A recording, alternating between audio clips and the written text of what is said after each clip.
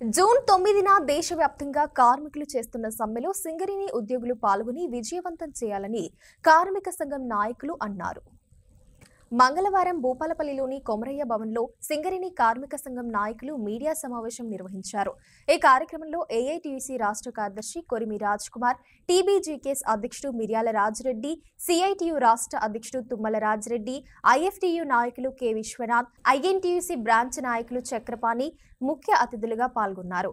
కార్మికుల హక్కులు సాధించుకోవాలంటే పోరాటాలతోటే సాధ్యమని వారు పేర్కొన్నారు. 4 లేబర్ కోడ్లను రద్దు చేయాలని డిమాండ్ చేశారు. జూలై 9న జరిగే సమ్మెలో సింగరేణి కార్మికులు ప్రతి ఒక్కరూ పాల్గొనాలని పిలుపునిచ్చారు. ఎలక్ట్రానిక్ మీడియా మిత్రులు నమస్కారం. భారతదేశంలో కార్మిక వర్గం మొత్తం ఈరోజు జూలై 9న సమ్మెలో ఉండబోతా ఉంది. దీనికి ప్రధాన కారణం మోడీ ముఖ్యంగా రెండోసారి గెలిచిన తర్వాత ఒకవైపు 2019-20 ప్రాంతంలో కరోనా ముమ్మరంగా ఉన్న ఈ సమయంలో బలవంతంగా కార్మిక చట్టాలను మార్చడానికి సుమారు 29 చట్టాలను 4 కోళ్లుగా మార్చడానికి పార్లమెంట్లో ఆయన బిల్లు పాస్ చేసుకొని వారికి అనుకూలమైన రాష్ట్రాల్లో వాటిని అమలుపరచడానికి సంబంధించిన ప్రయత్నాలు జరుగుతున్న సందర్భంలో మరొకసారి యావత్ భారతదేశం మొత్తం రాష్ట్రంలో ఈ కోళ్లను అమలు చేయడానికి బీజేపీ చూస్తున్న తరుణంలో అన్ని జాతీయ కార్మిక సంఘాలు, టీబీజీకేఎస్ లాంటి మొత్తం సంఘాలు కలిపి ఈరోజు దీన్ని నిలువరించకపోతే కార్మిక వర్గానికి ఉపశమనం ఉండదు, ఉనికిగా ప్రమాదం అని చెప్పి జూలై 9న సమ్మెను జయప్రదం చేయడానికి ఈరోజు మీటింగ్ ఏర్పాటు చేసినాం. గతంలో మీటింగ్ ఉంటే దాన్ని ఈరోజు వాయిదా వేసుకున్నాం యుద్ధం కారణంగా. ఇక్కడ సింగరేణిలో ఇక్కడ 4 జాతీయ కార్మిక సంఘాలు బిఎంఎస్ మినహాయిస్తే అదేవిధంగా టీబీజీకేఎస్ సంఘం అయితే ఇప్పుడున్నటువంటి 38 బావులు కాస్త మనకో 10-15 బావులకి అయినట్లయితే వాడు 15-20 బావులు వాడొచ్చినట్లయితే సింగరేణి పేరు ఉంటుందా, సింగరేణి సంస్థ ఉంటుందా అనేది ఆలోచించాల్సిన కార్మిక సోదరులారా.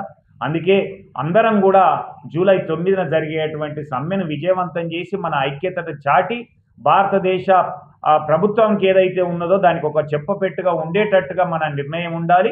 అంతేకాకుండా కోల్ ఇండియా నిర్ణయం అనేది తర్వాత విషయం. కోల్ ఇండియాలో ఐక్యత ఏ విధంగా ఉన్నదని మనం చూస్తున్నప్పటికి కూడా సింగరేణిలో మన ఐక్యతను అయితే చాటి చూపాల్సినటువంటి అవసరం ఉన్నది. సింగరేణి పరిస్థితులు కూడా దారుణంగా ఉన్నాయి. మన బొగ్గు అమ్మకాలు ఇట్లాంటి అన్నిటిని కూడా ఆలోచించి నిర్ణయం తీసుకోవాల్సినటువంటి సమయం ఆసన్నమైంది. అందుకే జూలై 9 సమ్మెను విజయవంతం చేయాల్సిందిగా సింగరేణి కార్మిక సోదరిమణులకు విజ్ఞప్తి చేస్తా ఉంది జేఏసీ.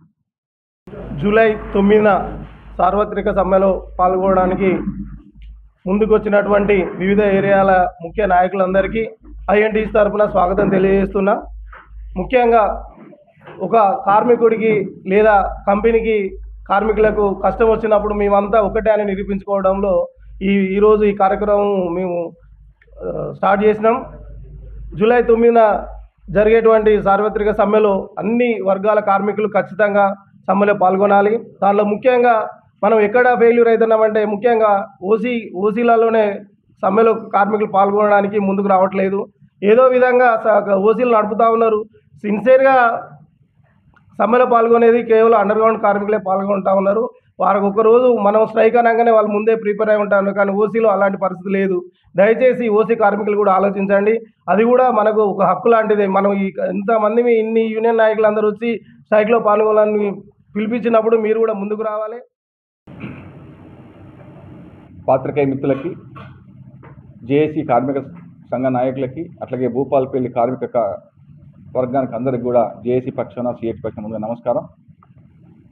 జూలై 9వ తారీఖున జరిగే సమ్మెను విజయవంతం చేయడం ద్వారానే మన హక్కులు నిలబెట్టుకోవచ్చు అని చెప్పి జేఏసీగా, అట్లాగే దేశంలో ఉన్న అన్ని రాజకీయ పార్టీలు, అన్ని ట్రేడ్ యూనియన్లు, అన్ని ఫెడరేషన్లు, అన్ని అసోసియేషన్లు మనకు మద్దతుగా దేశంలో ఉన్న అన్ని రైతు సంఘాలు అన్ని కూడా మనకు మద్దతు ఇవ్వబోతున్నాయి.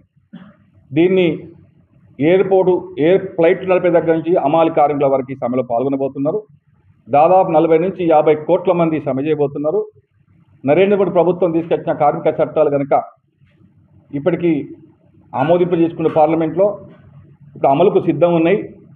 రేపు మాపు అమలు చేయడానికి సిద్ధమవుతున్న తరుణంలో దేశంలో రైతు ఉద్యమం ఎట్లయితే కొనసాగి వాళ్ళ రైతులు నరేంద్ర మోడీ ప్రభుత్వాన్ని మెడలు వంచి వాళ్ళ చట్టాలు రద్దు చేసుకునేలా పాత చట్టాలు అమలు చేసుకునే సిస్టమ్ కొనసాగింది. ఈ దేశంలో భారతీయ జనతా పార్టీ అధికారంలోకి వచ్చిన తర్వాత అనేక పబ్లిక్ సెక్టార్లను నిర్వీర్యం చేసే కార్యక్రమాన్ని పెట్టుకున్నాడు. అందులో భాగంగానే దేశంలో ఉన్నటువంటి రైల్వే, బ్యాంకింగ్, విమానయానం, అదేవిధంగా ఇంకా ఎల్ఐసి ఇటువంటి వాటిని కూడా ప్రైవేట్ వాళ్ళకు అప్పచెప్తున్న తరుణంలో ఇవాళ దేశంలో మరొకసారి ఈ జూలై 9న దేశవ్యాప్త సమ్మెను మనము అన్ని కార్మిక సంఘాలు పిలిపేయడం జరిగింది. ఆ పిలుపులో భాగంగా ఇవాళ సింగరేణిలో కూడా అనేక 6 బ్లాక్లను ప్రైవేట్ వాళ్ళకు అప్పచెప్పడం కోసం మోడీ ప్రభుత్వం టెండర్లు పిలిచింది. దానికి ఆ టెండర్లకు ఎవరు అటెండ్ కాలేదు. అయినా ఇవాళ కొత్త బావులు తవ్వాలనేది మనం డిమాండ్ చేస్తూ ఉన్నాం. ఏదైతే ఏ ప్రైవేటు వాళ్ళకు అప్పచెప్పకూడదనేది సింగరేణికే ఇవ్వాలనేది ఉద్దేశంతో మనం అన్ని కార్మిక సంఘాలు ఇక్కడ జేఏసీగా మనం డిమాండ్ చేస్తూ ఉన్నాం.